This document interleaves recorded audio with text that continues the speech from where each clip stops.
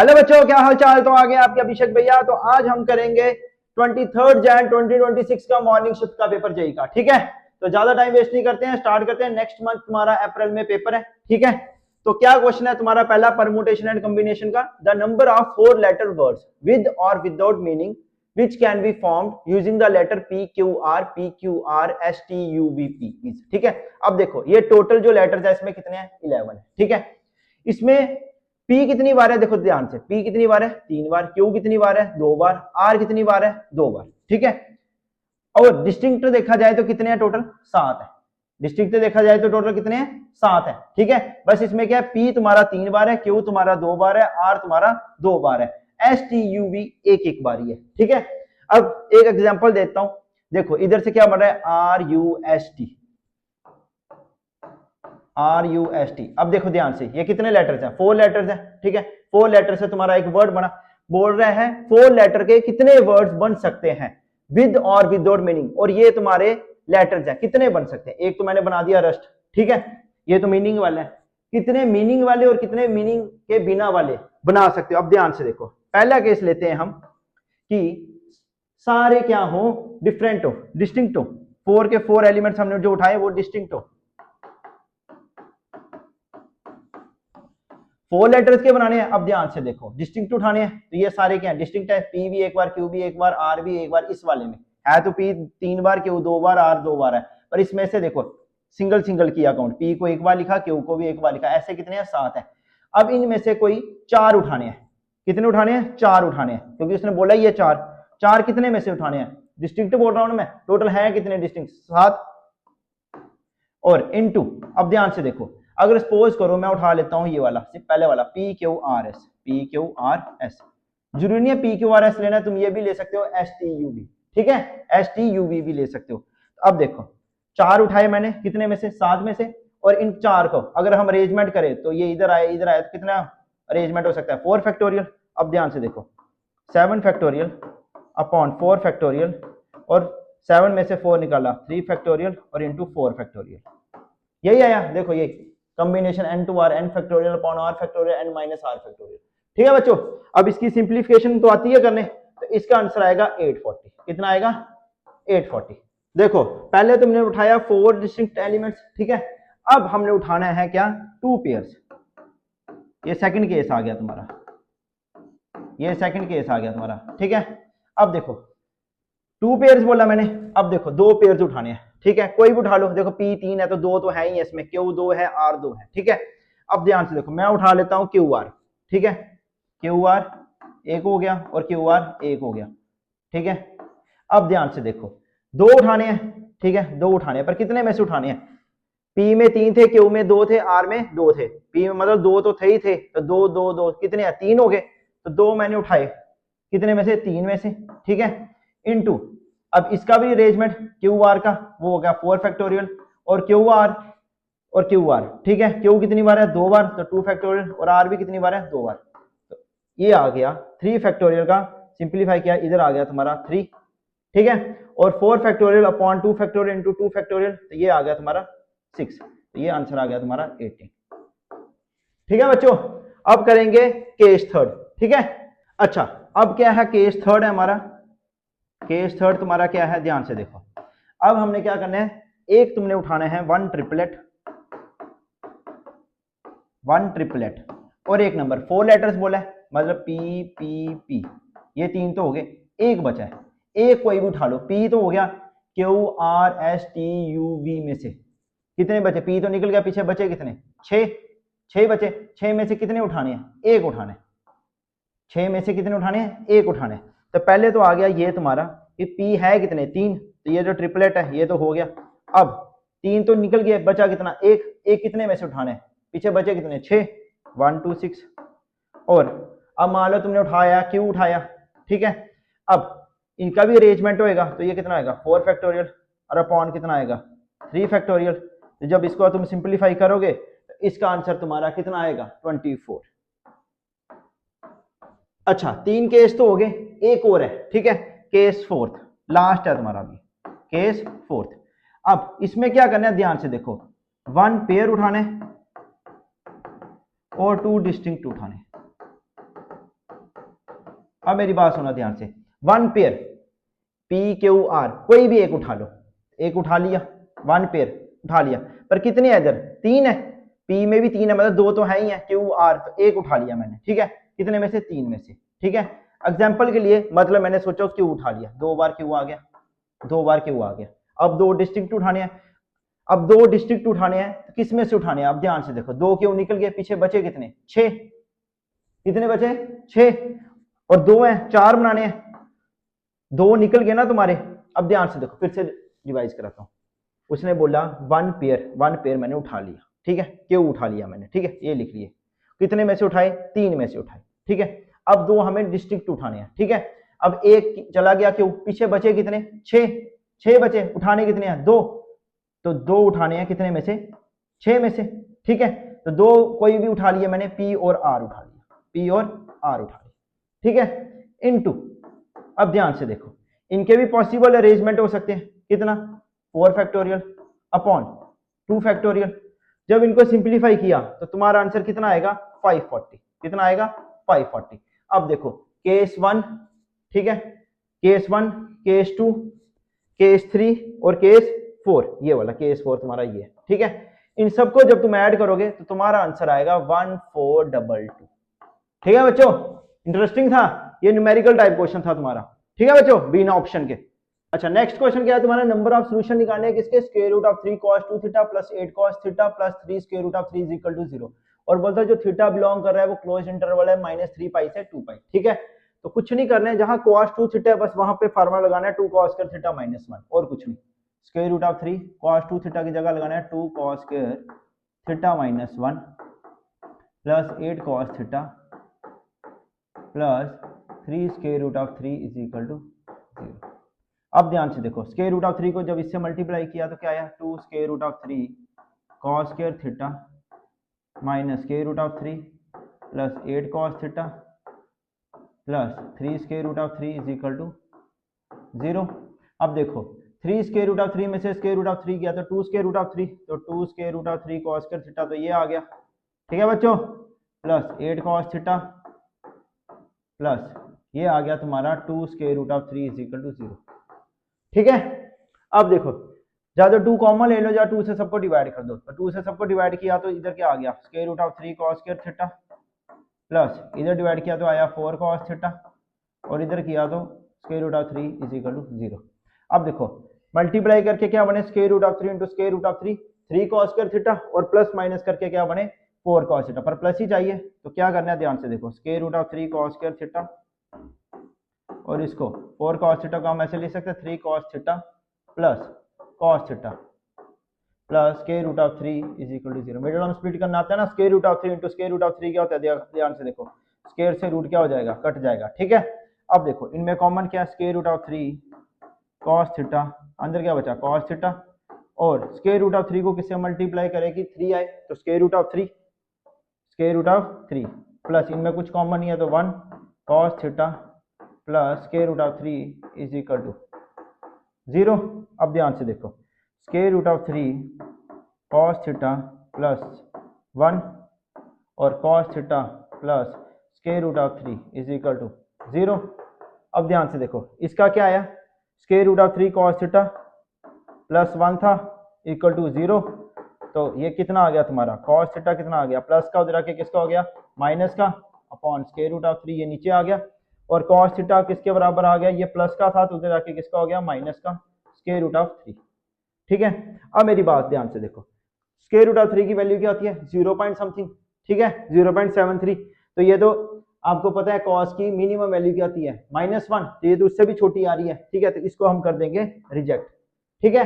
तो आई क्या value cos theta की -1 अपॉन स्क्वायर रूट ऑफ 3, देखो 1 को करोगे 0.73 से डिवाइड तो 1 से बड़ा ही आएगा, ठीक है, तो ये वैल्यू हम रखेंगे, ठीक है। अब देखो ध्यान से किसमें बोले, उसमें क्लोज इंटरवल -3 पाई से 2 पाई। अब ध्यान से देखो ये आ गया तुम्हारा 0, ये आ गया तुम्हारा 2 पाई, और ये तुम्हारा आ गया माइनस का 2 पाई, ठीक है, और इधर आ गया तुम्हारा -3 पाई। अब मेरी बात ध्यान से सुनो, देखो ये अगर एंटी क्लॉकवाइज होता है इसमें सारे पॉजिटिव होते हैं, ये साइन कोसेक पॉजिटिव होता है, tan कॉट पॉजिटिव, और फोर्थ क्वाड्रेंट में cosec नेगेटिव, cosec क्या होता है पॉजिटिव होता है, ठीक है। अब ध्यान से देखो तुम्हें देखना है कॉस की वैल्यू क्या है, -1/√3 किसमें नेगेटिव होती है। अब ध्यान से देखो, पहले में पॉजिटिव होती है और फोर्थ में पॉजिटिव होती है, पर इन दोनों में क्या होती है, नेगेटिव। ठीक है, ऐसे होता है ना इंटरवल, देखो 0 से पूरा घूम के आया तो 2π तक। ठीक है, तो 2 बार नेगेटिव आई, तो मतलब 0 से 2π में कितनी बार नेगेटिव आई, 2 बार। और 0 से -2π में भी वो भी 2 बार ही आएगी, तो 2 तो 2 हो गए 4। पर तुम्हें -2π तक नहीं देखना, तुम्हें कहां तक देखना है, -3π तक देखना है। अब -3π तक देखना है, तो ये आ गया तुम्हारा 2π। ठीक है, ये ऐसे घूम के क्या होगा, क्लॉकवाइज, ये क्लॉकवाइज है, यहां तक हुआ होगा 2π। ठीक है, अब इसके आगे आया 2π में, मतलब पाई करेंगे तो कितना बनेगा, 3π माइनस का। पर इसमें क्या होता है, पॉजिटिव होता है, इस वाले में क्या होता है, नेगेटिव होता है। तो 2 2 4, और इधर आया, इधर पॉजिटिव इधर नेगेटिव है, तो एक ये आ गया, तो टोटल तुम्हारा आंसर आ गया 5। ठीक है बच्चों, क्या है नेक्स्ट क्वेश्चन, ध्यान से देखो। Let A vector equal to -i cap plus j cap plus 2k cap, B vector equal to i cap minus j cap minus 3k cap, और सी वेक्टर आ गया a vector cross b vector, और D vector आ गया c vector cross a vector. तो then a vector minus b vector निकालना है, और उसकी फिर क्या कर देनी है, डॉट प्रोडक्ट कर देनी है d वेक्टर से। ठीक है, हलवा क्वेश्चन है, देखो क्या है, जेई के लिए क्वेश्चन आया ये। तो क्या करना है, सबसे पहले ध्यान से देखो, आपको ए वेक्टर क्रॉस बी वेक्टर करना है, वहां से सी वेक्टर निकलेगा, सी वेक्टर क्रॉस ए वेक्टर करना है, तो वहां से डी वेक्टर निकलेगा। पहले इतना करते हैं, ए वेक्टर क्रॉस बी वेक्टर। ठीक है, तो ये आ गया तुम्हारा आई जे के कैप। ठीक है बच्चों, और ए वेक्टर क्या आ गया, -1 1 2 आता है ना, क्रॉस प्रोडक्ट करना, और ये आ गया 1 -1 1 -1 और -3। ठीक है, अब करो, आई का आई आ गया, इसको छोड़ा -3, और ये आ गया +2, माइनस आ गया जे, डाटा निकालने आता है ना, प्लस माइनस प्लस, माइनस जे छोड़ा इधर, इधर छोड़ा -3 इंटू -3, ये आ गया तुम्हारा 3, और जब इस तरफ गया तो ये आ गया तुम्हारा -2, और ये आ गया तुम्हारा प्लस के कैप। फिर क्या किया, इसको छोड़ दिया और इधर से छोड़ दिया, तो ये क्या है, -1 इंटू -1 1, और 1 में से 1 गया तो 0, तो लिखने की जरूरत ही नहीं है, चलो लिख लेते हैं। तो -3 + 2 -1, तो ये आ गया -i, और ये आ गया 3 - 2 1, तो -j। अब देखो ध्यान से, ए वेक्टर क्रॉस बी वेक्टर, ए वेक्टर क्रॉस बी वेक्टर करके क्या निकला था, सी वेक्टर, तो ये तुम्हारा आ गया सी वेक्टर। अब ऐसे ही डी वेक्टर निकालना है, वो कैसे निकलेगा, सी वेक्टर क्रॉस ए वेक्टर। ठीक है, तो प्यार से आराम से करो, सी वेक्टर इंटू ए वेक्टर। ठीक है, ये भी आ गया तुम्हारा आई कैप जे कैप के कैप। ठीक है, अब जे क्या है, तो कैप लगाया नहीं लगाया एक बराबर है, वो तो सीधा आंसर ही देखना तुम्हारा उधर। ठीक है, अब देखो ध्यान से, सी वेक्टर क्या है तुम्हारा, सी वेक्टर ये आया -1 और ये आ गया तुम्हारा 0। ठीक है, और ए वेक्टर क्या आया तुम्हारा, -1 1 और 2, यही है ना ए वेक्टर, -1 1 2। ठीक है, तो -1 1 और 2, इसको करो सिंप्लीफाई जल्दी से, आई का आई कैप। ठीक है, और इसको छोड़ा तो ये आ गया -2, और ये 1 0, ये 0 हो गया, इसको लिखने की जरूरत ही नहीं है। फिर आ गया -j कैप। ठीक है, इसको छोड़ा तो ये आ गया -2। ठीक है, ये छोड़ा -2, और ये बन गया तुम्हारा 0। ठीक है, प्लस के कैप, तो के कैप में भी ऐसे, इसको छोड़ा इधर छोड़ा, 1 इंटू -1, और ये इधर जाके -1 +1 हो जाना था, पर फिर से क्या हो जाएगा, -1। ठीक है, तो ये आ गया तुम्हारा -2 आई कैप प्लस 2j कैप, और ये आ गया -2k कैप। ठीक है बच्चों, अब सी वेक्टर क्रॉस ए वेक्टर क्या था तुम्हारा, डी वेक्टर। ठीक है, अब बोलता है ए वेक्टर माइनस बी वेक्टर करो, क्या करो, ए वेक्टर माइनस बी वेक्टर करो। ए वेक्टर माइनस बी वेक्टर किया, तो इधर से कर लो, ए वेक्टर में से बी वेक्टर माइनस किया। ध्यान से देखो, माइनस करना है -i कैप, और माइनस करना है तो ये माइनस का हो जाएगा, तो -i -2i कैप, और इसको किया प्लस j कैप, और माइनस करना था तो माइनस प्लस, तो 2j कैप, और फिर 2k कैप माइनस करना था तो माइनस प्लस हो जाएगा, तो 5k कैप। अब ये ए वेक्टर माइनस बी वेक्टर आ गया। अब बोलता है ए वेक्टर माइनस बी वेक्टर, इसको किससे मल्टीप्लाई करना है, डी वेक्टर से।